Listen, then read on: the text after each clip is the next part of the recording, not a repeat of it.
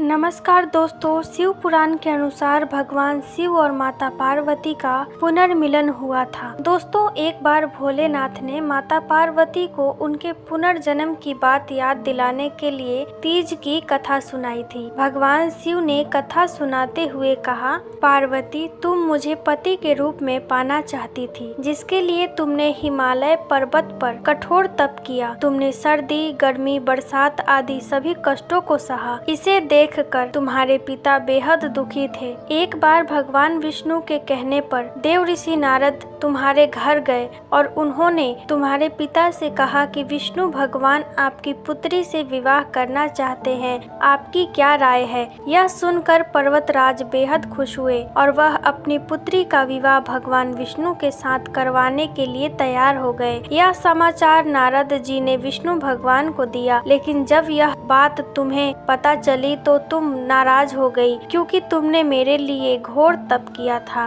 और तुम मुझे मन ही मन अपना पति मान चुकी थी। ये बात तुमने अपनी सहेली को बताई। तब उसने तुम्हारी मदद करने के लिए तुम्हें एक घने वन में छुपा दिया। वह वन ऐसा था जहाँ तुम्हारे पिता कभी नहीं पहुँच सकते थे। इस वन में तुम लगातार तप करती रही। पर्वतराज तुम्हारे न मिलने पर परेशान थे। वह इस चिंता में थे कि यदि भगवान विष्णु बारात लेकर आ गए और तुम नहीं मिली तो वह नाराज हो जाएंगे। भोलेनाथ माता पार्वती से कहते हैं कि धरती पाताल एक करके भी तुम्हारे पिता तुम्हें ढूंढ नहीं पाए, क्योंकि तुम उस वन में एक गुफा के अंदर मेरी आराधना कर रही थी। तुमने रेत का एक शिवलिंग बनाया था। तुम्हारे तप से प्रसन्न होकर मैंने तुम्हारी मनोकामना पूरी करने का विचार किया। इसी बीच तुम्हारे पिता तुम्हें खोजते हुए गुफा में पहुंच गए। तुम्हें वहां देखकर पर्वतराज बेहद खुश हुए। तुमने अपने पिता से कहा कि तुमने मुझे अपना वर चुन लिया है और इसके लिए घोर तप किया है और आज यह तप सफल हो गया। भोलेनाथ ने मेरा वरण कर लिया है। अगर आप मेरा विवाह शिव जी से करने को तैयार हैं तो मैं आपके साथ चलूंगी। यह सुनकर पर्वतराज तुम्हारा विवाह मुझसे करने को तैयार हो गए। इसके बाद उन्होंने विधि विधान से हमारा विवाह संपन्न कराया। हे पार्वती, जिस तरह तुमने यह मेरा कठोर व्रत किया और हमारा विवाह संपन्न हुआ, उसी तरह यदि कोई भी स्त्री